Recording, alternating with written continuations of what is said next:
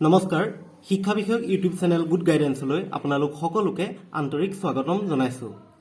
আজি আলোচনা কৰিম অষ্টমমান শ্ৰেণীৰ সমাজ বিজ্ঞান কিতাপখনৰ পৰা ইতিহাস সেকশনৰ পাঠকেইটাৰ পৰা কিছু ইম্পৰ্টেণ্ট কুৱেশ্যন। গতিকে এই কুৱেশ্যন কেইটা আপোনালোকে ভালদৰে প্ৰথমৰ পৰা শেষলৈকে মন দি চাব। আৰু মই পাঠকেইটা কৈ দিছোঁ আপোনালোকক যে প্ৰথম পাঠটো হ'ল নব্য ধৰ্মীয় ভাৱধাৰাৰ উত্থান, দ্বিতীয়টো হ'ল মধ্যযুগৰ অসম, তৃতীয়টো হ'ল অসমৰ আৰ্থ-সামাজিক জীৱনলৈ মধ্যযুগৰ শাসকসকলৰ বৰঙণি, নাম্বাৰ 4 হ'ল বাণিজ্যবাদ আৰু ভাৰতলৈ ইউৰোপীয় ব্যৱসায়ীসকলৰ আগমন, তাৰ পিছত হ'ল ভাৰতত ইংৰাজ শাসনৰ প্ৰতিষ্ঠা, সম্প্ৰসাৰণ আৰু দৃঢ়ীকৰণ, তাৰ পাছত ইষ্ট ইণ্ডিয়া কোম্পানীৰ শাসনকালত ভাৰতত হোৱা সংস্কাৰসমূহ, তাৰ পাছত সাম্ৰাজ্যবাদ আৰু অসম, আৰু শেষত হ'ল 1857 চনৰ বিদ্ৰোহ। গতিকে এই পাঠকেইটাৰ পৰা হ'বলগীয়া সকলোবোৰ ইম্পৰ্টেণ্ট কুৱেশ্যন মই আজি আপোনালোকক পাৰ্টকৈ আজিৰ পৰা ষ্টাৰ্ট কৰিম। গতিকে আপোনালোকে প্ৰথমৰ পৰা শেষলৈকে চাবলৈ নাপাহৰিব। আৰু আজি আলোচনা কৰিম ইয়াৰে প্ৰথমটো নব্য ধৰ্মীয় ভাৱধাৰাৰ উত্থান নামৰ পাঠটিৰ অতি গুৰুত্বপূৰ্ণ 25টা কুৱেশ্যন আপোনালোকৰ লগত আলোচনা কৰিম। গতিকে আহক পলম নকৰি ভিডিঅ'টো আৰম্ভ কৰোঁ। কুৱেশ্যন নম্বৰ 1 চাওক, ভক্তি আন্দোলন আৰু চুফী আন্দোলনৰ আৰম্ভ কেতিয়াৰ পৰা হৈছিল? আৰু ইয়াৰ উত্তৰ হ'ব অষ্টম শতিকাৰ পৰা। ভালদৰে মনত ৰাখিব যে ভক্তি আন্দোলন আৰু চুফী আন্দোলন এনেকৈও দিব পাৰে যে অনলি চুফী আন্দোলন নাইবা অনলি ভক্তি আন্দোলন কেতিয়াৰ পৰা আৰম্ভ হৈছিল, আৰু তেতিয়া উত্তৰ কি হ'ব? অষ্টম শতিকাৰ পৰা। পিছৰটো কুৱেশ্যনলৈ, নেক্সট কুৱেশ্যন নম্বৰ 2, ভাৰতত মানুহে মৌৰ্য সাম্ৰাজ্য উত্থানৰ আগতে কাক পূজা কৰিছিল? গুৰুত্বপূৰ্ণ, মন দিব হা। ভাৰতত মানুহে মৌৰ্য সাম্ৰাজ্য উত্থানৰ আগতে কাক পূজা কৰিছিল? আৰু ইয়াৰ উত্তৰ হ'ব কি জানেনে? দেৱ দেৱী, জীৱ জন্তু, গছ লতা আদি। আপোনালোকে তিনিওটা মনত ৰাখিব। অপশ্যনত এনেকৈও দি দিব পাৰে যে অকল দেৱ দেৱী নাইবা জীৱ জন্তু নাইবা গছ লতা, ইয়াৰ ভিতৰত যিটো পৰে তাতে আপোনালোকে সেইটো অপশ্যনেই আপোনালোকে বাছি ল'ব। কুৱেশ্যন নম্বৰ 3 চাওক, ভগৱানৰ প্ৰতি একান্ত ভক্তিয়েই মানুহক সকলো বান্ধোনৰ পৰা মুক্ত কৰি দিয়ে নাইবা মুক্তি দিয়ে। এই বাণীটো কাৰ? আৰু ইয়াৰ উত্তৰ হ'ব ভাগৱত গীতাৰ। কুৱেশ্যন নম্বৰ 4, ভক্তি শব্দৰ উল্লেখ প্ৰথমতে ক'ত পোৱা গৈছিল? মোষ্ট ইম্পৰ্টেণ্ট হয় যে ভক্তি শব্দটোৰ উল্লেখ প্ৰথমতে ক'ত পোৱা গৈছিল? আৰু ইয়াৰ উত্তৰ হ'ব বৈদিক সাহিত্যৰ উপনিষদত। ভালকৈ মনত ৰাখিব। আৰু ইয়াৰ উত্তৰ কি হ'ব? বৈদিক সাহিত্যৰ উপনিষদত। এতিয়া আমি নেক্সট যাম। কুৱেশ্যন নম্বৰ 5, মোষ্ট ইম্পৰ্টেণ্ট, ভক্তিবাদনো কি? আৰু ইয়াৰ উত্তৰ হ'ব যে ভগৱানৰ লগত মানৱ আত্মাৰ মিলন, ঈশ্বৰৰ প্ৰতি অগাধ প্ৰেম তথা ভক্তিৰ ওপৰত গুৰুত্ব দি মহাপুৰুষসকলে যিটো মতবাদৰ সৃষ্টি কৰিছিল তাকে ভক্তিবাদ বুলি কোৱা হয়। আপোনালোকৰ সুবিধাৰ্থে মই আকৌ এবাৰ পঢ়ি দিছোঁ, আপোনালোকে মন দি শুনিব যে ভগৱানৰ লগত মানৱ আত্মাৰ মিলন, ঈশ্বৰৰ প্ৰতি অগাধ প্ৰেম তথা ভক্তিৰ ওপৰত গুৰুত্ব দি মহাপুৰুষসকলে যিটো মতবাদৰ সৃষ্টি কৰিছিল তাকে ভক্তিবাদ বোলে। এতিয়া আমি যাম আমাৰ পিছৰটো কুৱেশ্যনলৈ।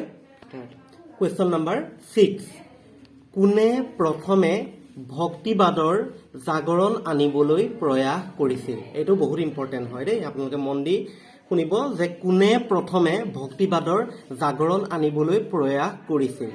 আৰু ইয়াৰ উত্তৰ হ'ব যে সপ্তদশ শতিকাৰ পৰা দাক্ষিণাত্যৰ তামিল ৰাজ্যত আলভাৰ্ছ আৰু নায়নাৰ নামৰ সম্প্ৰদায় দুটাই প্ৰথমে ভক্তিবাদৰ জাগৰণ আনিবলৈ প্ৰয়াস কৰিছিল। মনত ৰাখিব দেই সম্প্ৰদায় দুটাৰ নাম।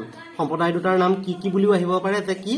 আলভাৰ্ছ আৰু নায়নাৰ নামৰ সম্প্ৰদায় দুটাই। গতিকে আপোনালোকে ভালকৈ মনত ৰাখিব। অলপ ৱৰ্ডকেইটা অকণমান টান আছে, ইমান টানো নহয়, ভালকৈ মনত ৰাখিলে পাৰি যাব যে আলভাৰ্ছ আৰু নায়নাৰ নামৰ সম্প্ৰদায় দুটাই প্ৰথমে কি কৰিছিল? ভক্তিবাদৰ জাগৰণ আনিবলৈ প্ৰয়াস কৰিছিল। এতিয়া আমি যাম পিছৰটো কুৱেশ্যনলৈ। কুৱেশ্যন নম্বৰ 7, আলভাৰ্ছসকল কোনপন্থী আছিল?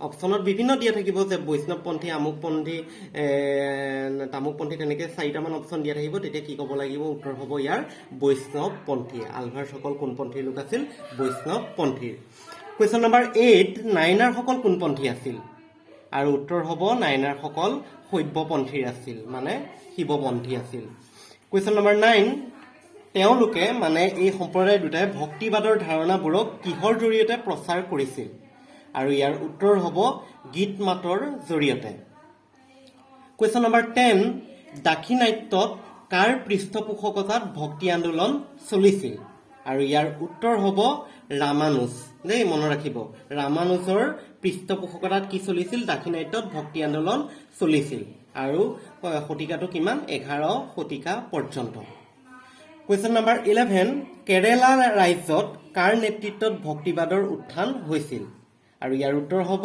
শংকৰাচাৰ্যৰ এইখিনি ভালদৰে চাব দেই মানে ইয়াৰ পৰা কুৱেশ্যন আহিবই মানে কেৰেলা ৰাজ্যত কাৰ নেতৃত্বত ভক্তিবাদৰ উত্থান হৈছিল উত্তৰ কি হ'ব শংকৰাচাৰ্যৰ নেতৃত্বত কুৱেশ্যন নম্বৰ 12 শংকৰাচাৰ্য কিহত বিশ্বাসী আছিল আৰু ইয়াৰ উত্তৰ হ'ব শংকৰাচাৰ্য অদ্বৈতবাদত বিশ্বাসী আছিল কুৱেশ্যন নম্বৰ 13 আত্মা আৰু পৰমাত্মাৰ মাজত কোনো পাৰ্থক্য নাই বুলি কোনে মন্তব্য কৰিছিল এই কথাষাৰ কোনে কৈছিল আৰু ইয়াৰ উত্তৰ হ'ব একেই শংকৰাচাৰ্যই কুৱেশ্যন নম্বৰ 14 অদ্বৈতবাদৰ মূল কথা কি আছিল আৰু ইয়াৰ এনসাৰ হ'ব যে সৎ জ্ঞান আৰু সৎ কৰ্মৰ যোগেদি মুক্তি লাভ কৰিব পৰাটোৱে আছিল অদ্বৈতবাদৰ মূল কথা এতিয়া আমি যাম কুৱেশ্যন নম্বৰ 15 যে ভাৰতত এটো মোস্ট ইম্পৰ্টেন্ট হা মন দিব ভাৰতত ইছলাম ধৰ্মাৱলম্বী তুৰ্কী আফগানসকলৰ কেতিয়া আবিৰ্ভাৱ ঘটিছিল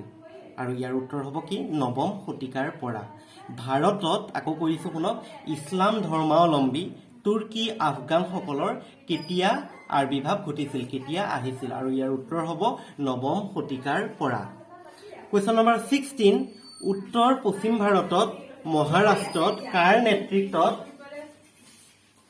ভক্তিবাদ গঢ় লৈ উঠিছিল আৰু ইয়াৰ উত্তৰ হ'ব জ্ঞানেশ্বৰ বা জ্ঞানদেৱৰ নেতৃত্বত 1300 শতিকাত কুৱেশ্যন নম্বৰ 17 উত্তৰ ভাৰতত বিশেষকৈ হিন্দীভাষী অঞ্চলত কুৱেশ্যনত আপোনালোকে এনেকৈও দিব পাৰে যে হিন্দীভাষী অঞ্চলত অনলি হিন্দীভাষী অঞ্চলত বুলি দিব পাৰে নাইবা হিন্দীভাষী অঞ্চলত বুলি নিদি উত্তৰ ভাৰতত বুলি অকল উত্তৰ ভাৰতত বুলি ক'ব পাৰে তেতিয়া আপোনালোকে কনফিউজ নকৰিব এতিয়া কৈছো উত্তৰ ভাৰতত বিশেষকৈ হিন্দীভাষী অঞ্চলত ভক্তিবাদ আন্দোলনৰ প্ৰচাৰ কোনে কৰিছিল প্ৰচাৰক কোন আছিল আৰু ইয়াৰ উত্তৰ হ'ব ৰমানন্দ কুৱেশ্যন নম্বৰ 18 ৰমানন্দৰ উপাস্য দেৱতা কোন আছিল আৰু ইয়াৰ উত্তৰ হ'ব বিষ্ণুৰ অৱতাৰ ৰাম বিষ্ণু নহয় কিন্তু দেই ডাইৰেক্ট বিষ্ণু বুলি ক'লে ভুল হ'ব যে বিষ্ণুৰ অৱতাৰ ৰাম নাইবা বিষ্ণুৰ অৱতাৰ নিদি ৰাম বুলিও দিব পাৰে সেইটো শুদ্ধ হ'ব যে ৰাম আছিল কি কোন ৰমানন্দৰ উপাস্য দেৱতা কুৱেশ্যন নম্বৰ 19 তেওঁ কেনেকৈ ভক্তি ধৰ্মৰ প্ৰচাৰ কৰিছিল আৰু উত্তৰ হ'ব হিন্দী ভাষাত কবিতা ৰচনা কৰি ৰমানন্দই ভক্তি ধৰ্মৰ প্ৰচাৰ কৰিছিল কুৱেশ্যন নম্বৰ 20 ৰমানন্দৰ প্ৰিয় শিষ্যজন কোন আছিল এটো আহিছে অলৰেডি বহুতবাৰ এক্সামত আহিছে ইয়াৰ উত্তৰ হ'ব কবিৰ আছিল ৰমানন্দৰ প্ৰিয় শিষ্য এটো আপোনালোকে কবিৰ স্পেলিংটো ভুল আছে হুচৈকাৰ নহয় একচুয়ালি সেইকাৰণে মই আকৌ লিখি দিছো দীঘৈকাৰ হয় কবিৰ কুৱেশ্যন নম্বৰ 21 কবিৰে কেনেকৈ ভক্তি ধৰ্মৰ প্ৰচাৰ কৰিছিল আৰু ইয়াৰ উত্তৰ হ'ব যে হিন্দী ভাষাত কবিতা ৰচনা কৰি সেম নেই তেওঁ হিন্দী ভাষাত কবিতা ৰচনা কৰি কি কৰিছিল ভক্তি ধৰ্মৰ প্ৰচাৰ কৰিছিল আৰু এটা বহুত ইম্পৰ্টেন্ট এটো বহুতবাৰ এক্সামত আহিছে এটো মন দিবচোন যে কবিৰে ৰচনা কৰা কবিতাসমূহক কি বোলা হৈছিল আৰু ইয়াৰ উত্তৰ হ'ব যে কবিৰে ৰচনা কৰা কবিতাসমূহক কি বোলা হৈছিল দুহা বুলি কোৱা হৈছিল দেই মনত ৰাখিব দুহা বুলি কোৱা হৈছিল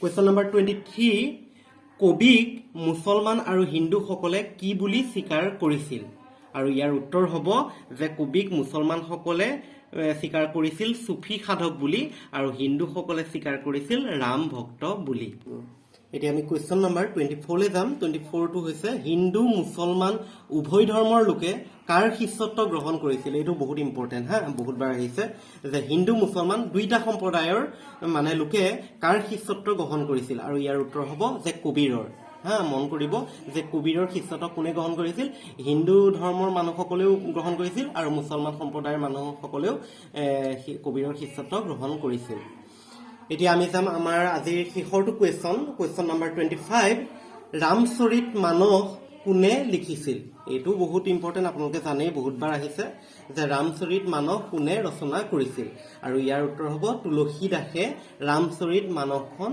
ৰচনা কৰিছিল গতিকে আজিলৈ আমাৰ অষ্টম শ্ৰেণীৰ সমাজ বিজ্ঞান কিতাপখনৰ নব্য ধৰ্মীয় ভাৱধাৰাৰ উত্থান নামৰ পাঠটিৰ পৰা এই 25টা কুৱেশ্যন বহুত ইম্পৰ্টেণ্ট 25টা কুৱেশ্যন আপোনালোকৰ UP টেটৰ বাবে আছিল গতিকে আপোনালোকে আশা কৰোঁ প্ৰথমৰ পৰা শেষলৈকে ভালদৰে মন দি শুনি কুৱেশ্যনখিনি ভালকৈ মনত ৰাখিব মই ভাবোঁ ইয়াৰ পৰাই কুৱেশ্যনবিলাক আহিব আৰু মই নেক্সট পাঠকেইটাৰ পৰাও মষ্ট ইম্পৰ্টেণ্ট কুৱেশ্যনকেইটা পাৰ্ট 1 পাৰ্ট 2 পাৰ্ট 3 কৰি আপোনালোকক দিবলৈ চেষ্টা কৰিম আপোনালোকে চাবলৈ নাপাহৰিব আৰু যদি আপোনালোকে অকমানো আপোনালোকৰ উপকাৰ হোৱা যেন পালে আপোনালোকে চেনেলটো ছাবস্ক্ৰাইব কৰিবলৈ নাপাহৰিব আৰু আপোনালোকক বহুত ধন্যবাদ আপোনালোকে ভিডিঅ'টো অতি মন দি চোৱাৰ বাবে গতিকে আজিলৈ আহিছোঁ থেংক ইউ so much বাই